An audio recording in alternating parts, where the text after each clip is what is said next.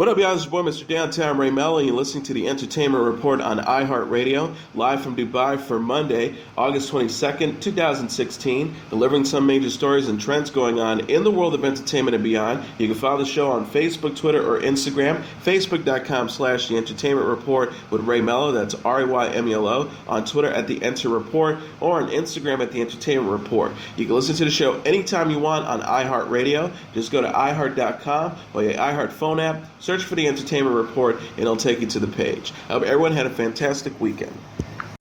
Zendaya's role in Spider-Man Homecoming has reportedly been revealed. Sources told The Wrap the 19-year-old actress will portray Mary J. Watson, the love interest of Peter Parker, played by Tom Holland, aka Spider-Man, a role played by Kristen Dunst in the 3 Spider-Man movies directed by Sam Raimi.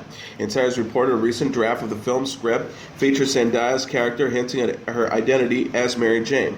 Sony, which is co-producing the movie with Marvel, declined to comment.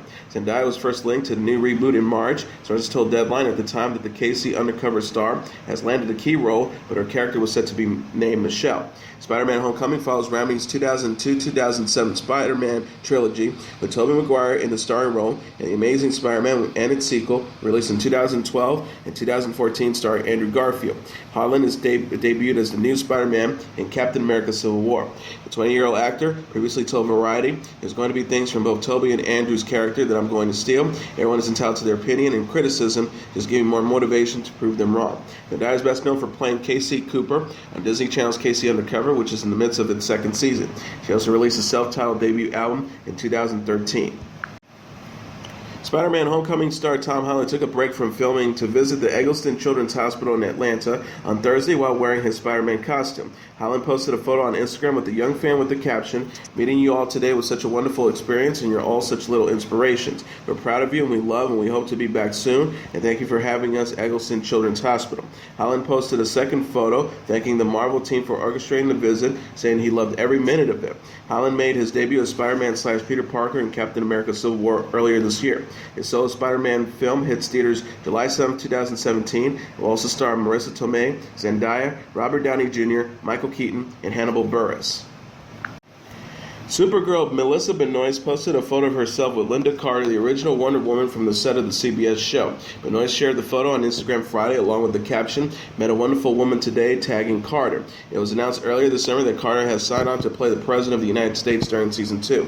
Tyler Hoechlin is also joining the cast as Superman.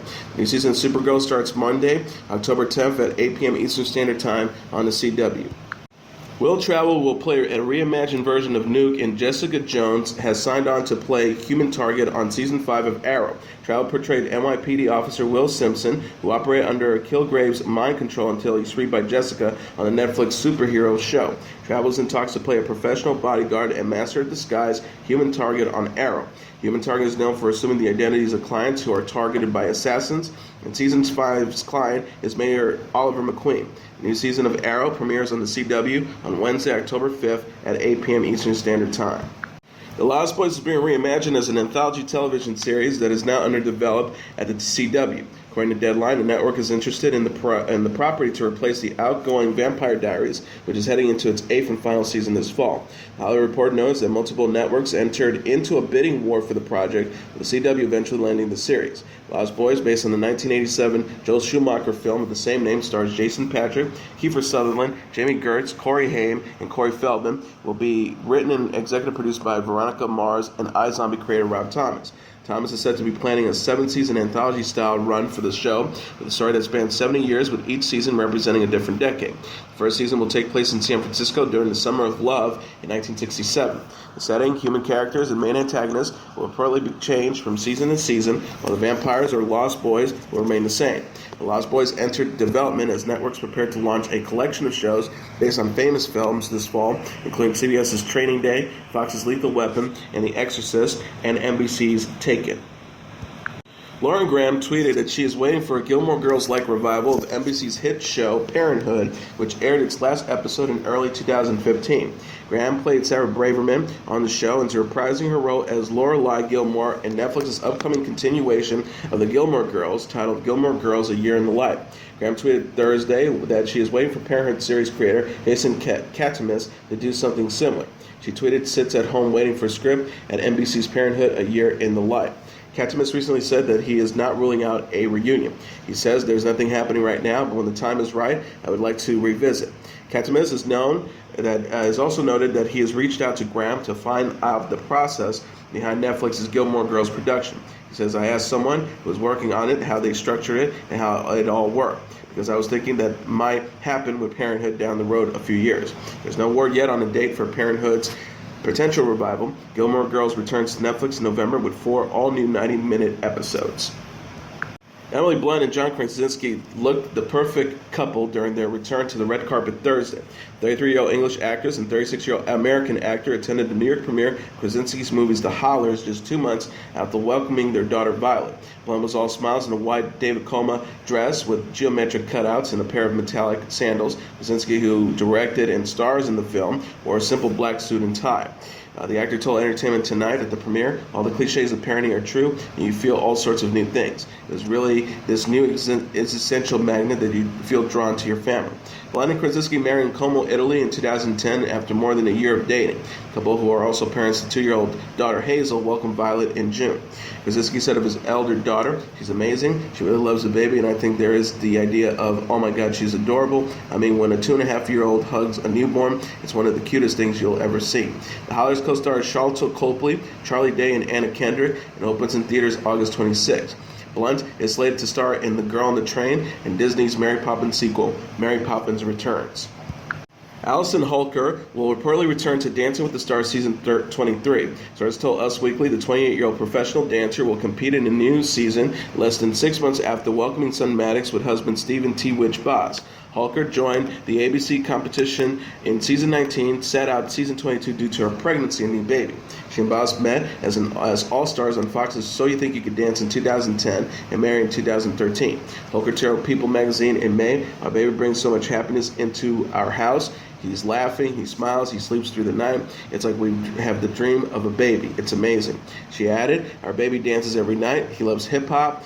He jams out every single night. It's incredible. We actually have our baby to the song Push It by Salt and Pepper, so he's musically inclined and he's got a lot of rhythm. Holker is also mom to 8-year-old daughter Wesley from a previous relationship. In addition to her family, the dancer is busy gearing up to release a new jewelry line with Nichelle Jewelry. Allison Hooker at times Nichelle. Comedian and talk show host Chris Hardwick has married actress Lydia Hearst in Pasadena, California.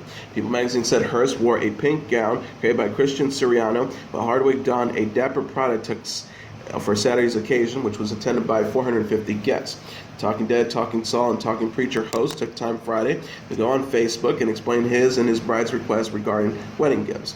He wrote, we're getting married tomorrow. Thank you for all the well wishes and wonderful words lately. Some of you have even gone so far as to ask where we register, which is very sweet, so I am sharing this. At Lydia Hearst and I are incredibly fortunate people and didn't feel right taking gifts from anyone, so our wedding registry instead is a menu of 5 wonderful charities that we ask our guests to pick any or all to make a donation towards. St. Jude's Research Hospital, Operation Smile, GLAD, Elizabeth Glazer's Pediatric AIDS Foundation, and Best Friends Animal Society. If you're feeling generous and able, this support of others is the best support to support us on our magical day. No matter what, we appreciate you. Later, the couple shared via social media a sweet photo of themselves kissing at their wedding rehearsal. On Saturday, Hardwick, a pop culture expert and sci-fi's uber fan, posted a photo of special water bottles that would be available for the gala. Hardwick said, our wedding planner at Mindy Weiss got us these water bottles with our initials in the shape of a TARDIS. It's the little two touches, Allianz and Hydration.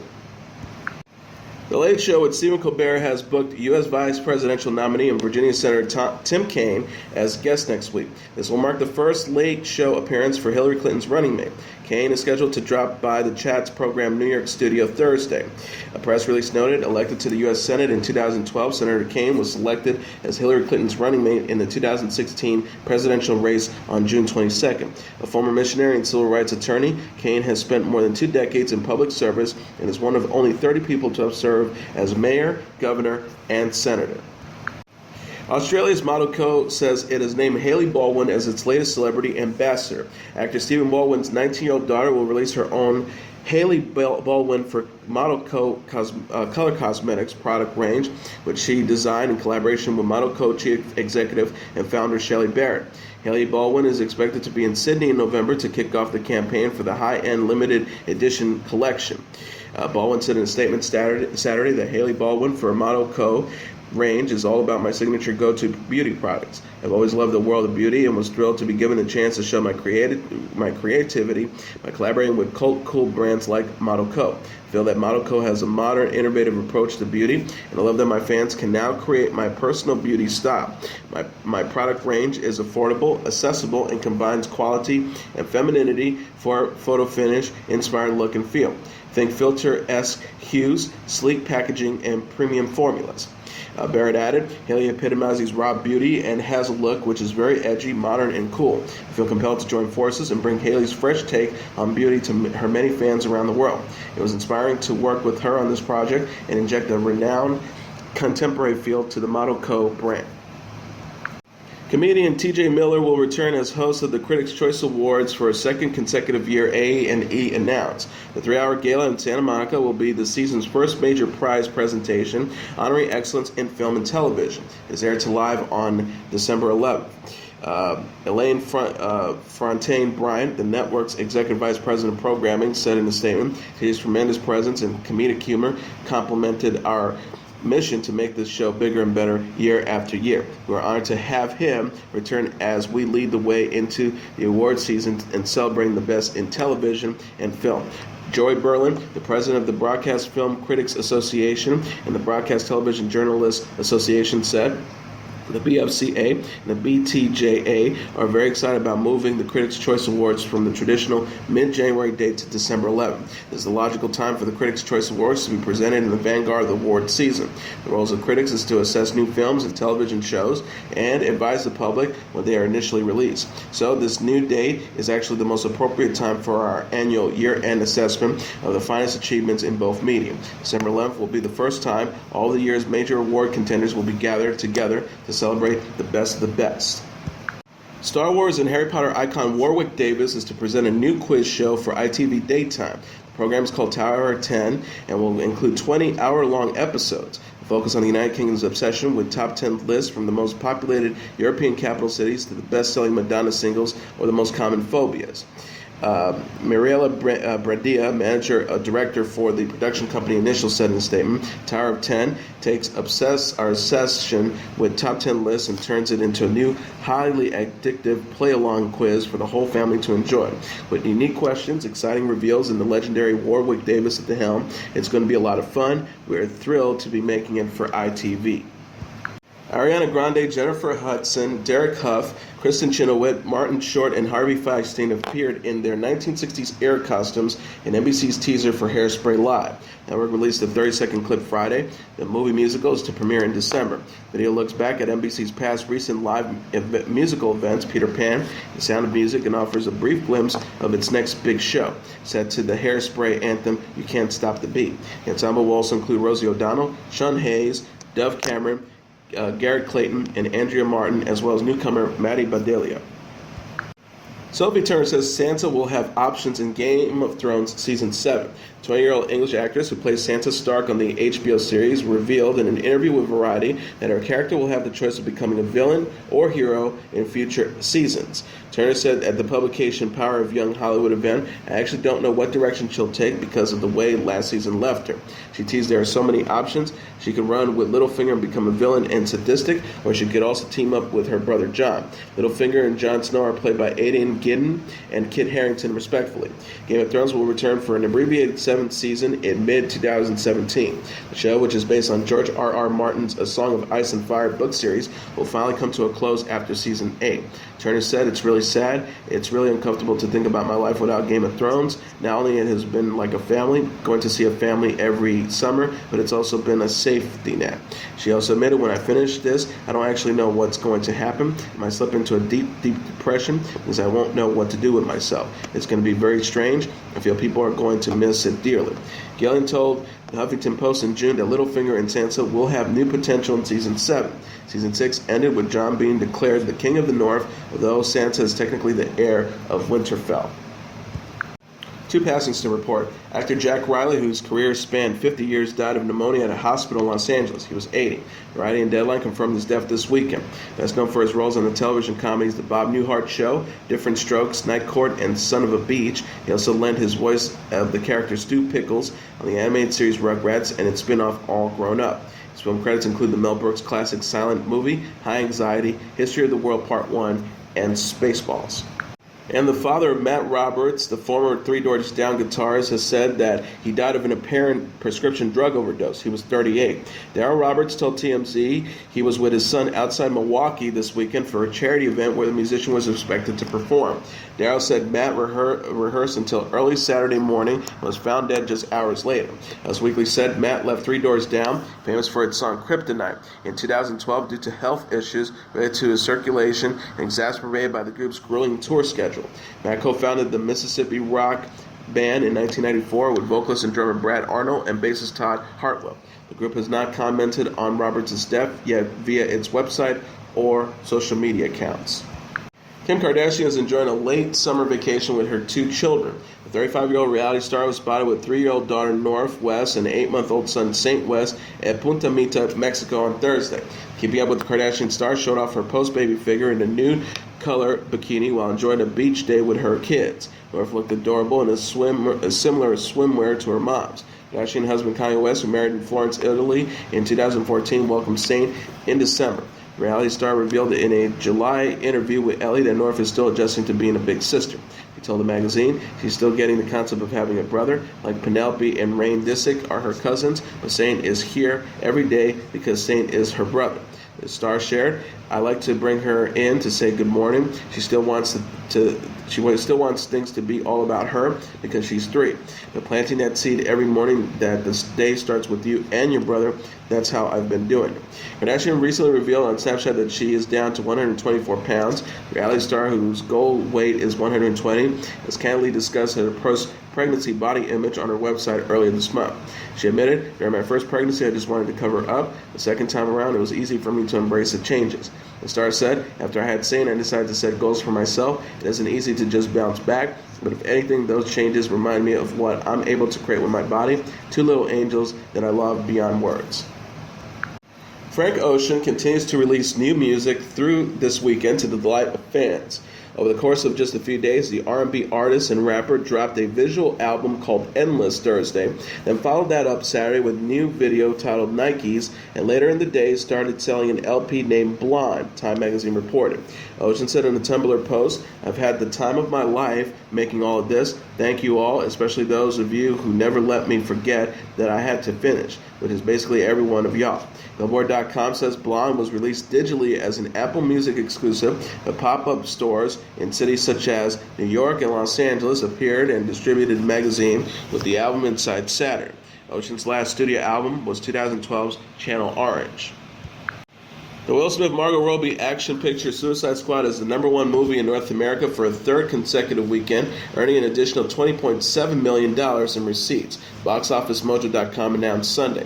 Coming in at number 2 is Sausage Party with $15.3 million, followed by War Dogs at number 3 with $14.3 million, Kubo and the Two Strings at number 4 with $12.6 million, and Ben-Hur at number 5 with $11.4 million. Running up the top tier are Peter's Dragons at number 6 with $11.3 million, Bad Moms at number 7 with $8.1 million, Jason Bourne at number 8 with $8 million, The Secret Life of Pets at number 9 with $5.8 million, and Florence Foster Jenkins at number 10 with $4.3 million. And speaking of Suicide Squad has passed the $500 million milestone, Warner Bros. Confirmed. From writer-director David Ayer, the supervillain ensemble picture stars Will Smith, Jared Leto, Margot Robbie, Joel Kinnaman, and Viola Davis. CIA said this week the movie's domestic box office total now stands at more than $238 million, while the international figure is $271 million, with the film opening in Germany this weekend and in Japan on September 10th.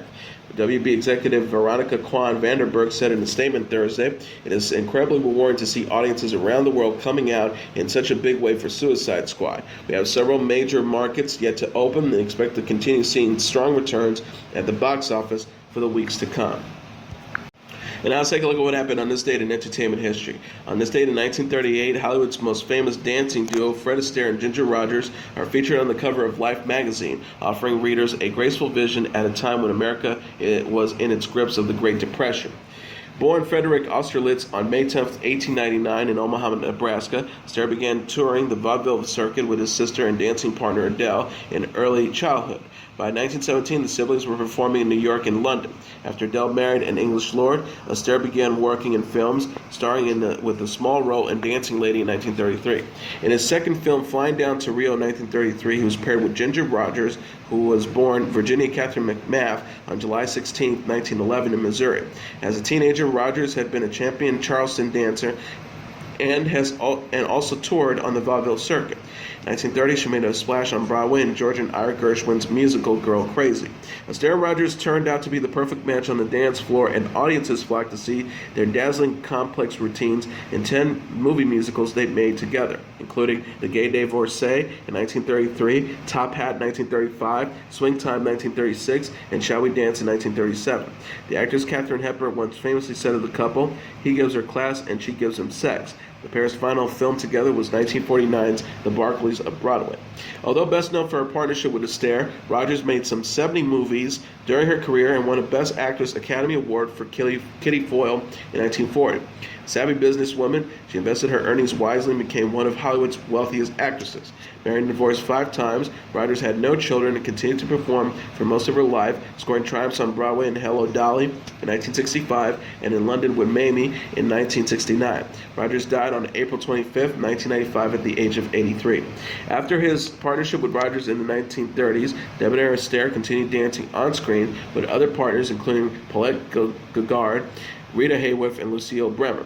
He went on to make such films as 1957's Funny Face with Audrey Hepburn and 1974's The Towering Inferno, which co-starred Steve McQueen and Paul Newman. His performance in the latter film earned Astaire his only Oscar nomination for Best Supporting Actor. Astaire died at the age of 88 on June 22, 1987. And as your entertainment report for Monday, August 22nd, 2016, I'm your host, Mr. Downtown Ray Melo. I'll be back tomorrow to deliver some major stories and trends going on in the world of entertainment and beyond. You can follow the show on Facebook, Twitter, or Instagram. Facebook.com/The Entertainment Report with Ray Melo, that's RAYMELO, on Twitter at The Enter Report, or on Instagram at The Entertainment Report. You can listen to this episode or any previous episodes of The Entertainment Report anytime you want on iHeartRadio. Just go to iHeart.com or your iHeart phone app, search for The Entertainment Report, and it'll take you to the page. Good night, and God bless you all.